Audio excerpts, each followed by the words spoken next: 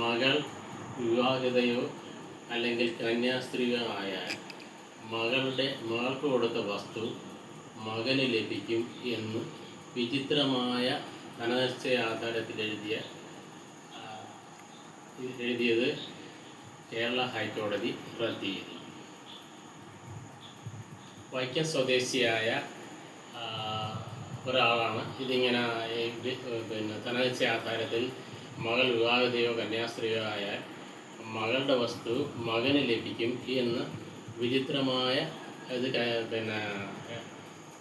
ധനനിശ്ചയ ആധാരത്തിൽ എഴുതിയത്.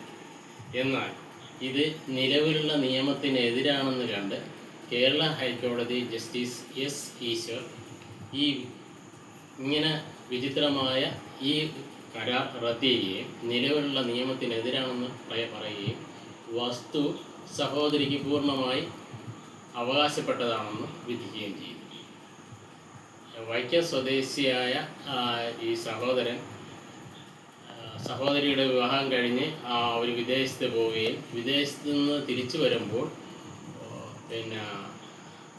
സഹോദരി വിവാഹം ചെയ്തു എന്നും പറഞ്ഞുകൊണ്ട് വില്ലേജ് ഓഫീസിൽ പോയി പോക്കുവരവ് ചെയ്ത് വസ്തു കൈവശപ്പെടുത്തിയപ്പോഴാണ് സഹോദരി ഇതിനെക്കുറിച്ച് അറിയുന്നതും തിരക്കുന്നതും. അവർ കോട്ടയം അഡീഷണൽ സെഷൻ കോടതിയിൽ അവർക്ക് അനുകൂലമായ വിധി സമ്പാദിച്ചപ്പോൾ ഈ വിധി ചലഞ്ച് ചെയ്തുകൊണ്ട് സഹോദരൻ കേരള ഹൈക്കോടതിയിൽ പോയപ്പോഴാണ് കേരള ഹൈക്കോടതി വളരെ നിശിതമായി വിമർശിച്ചുകൊണ്ട് ഇങ്ങനെ ഒരു കരാർ നിയമം പ്രകാരം ഈ ധനനിശ്ചയ ആധാരത്തിൽ എഴുതാൻ നിയമപരമായിട്ട് നിലവിലുള്ള നിയമത്തിനെതിരാണെന്ന് ജഡ്ജി പറയുകയും സഹോദരിക്ക് ഈ വസ്തു പൂർണ്ണമായി അവകാശപ്പെട്ടതാണെന്ന് പ്രഖ്യാപിക്കുകയും ചെയ്തു. ഇനി എനിക്ക് വ്യക്തിപരമായിട്ട് ഇതിനെക്കുറിച്ച് പറയാനുള്ളത്, സബ് രജിസ്ട്രാർ നമ്മളെങ്ങനെ പ്രമാണം എഴുതിയാലും സബ് രജിസ്ട്രാർ അത് രജിസ്റ്റർ ചെയ്യും. കാര്യം എന്താണെന്ന് വെച്ചാൽ സബ് രജിസ്ട്രാർ ഇതിൻ്റെ നിയമവശങ്ങളെക്കുറിച്ച് അദ്ദേഹത്തിന് അത് പറയേണ്ട കാര്യം ഇല്ല.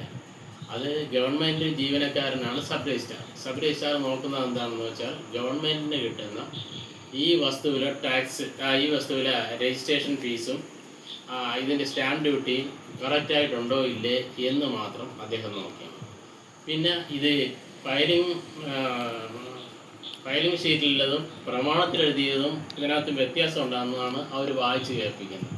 അതേസമയം എഴുത്തുകാരാണ് ഒരു പ്രമാണം എഴുതാൻ വരുമ്പോൾ അവർക്ക് തോന്നിയ പോലെ എഴുതിയ അല്ലെങ്കിൽ അവരുടെ രക്ഷകർത്താക്കൾ അല്ലെങ്കിൽ ആ വസ്തു ഉടമ പറയുന്ന പോലെയല്ല എഴുതേണ്ടത്. നിലവിലുള്ള നിയമത്തിനനുസരിച്ച് വേണം അത് എഴുതാൻ.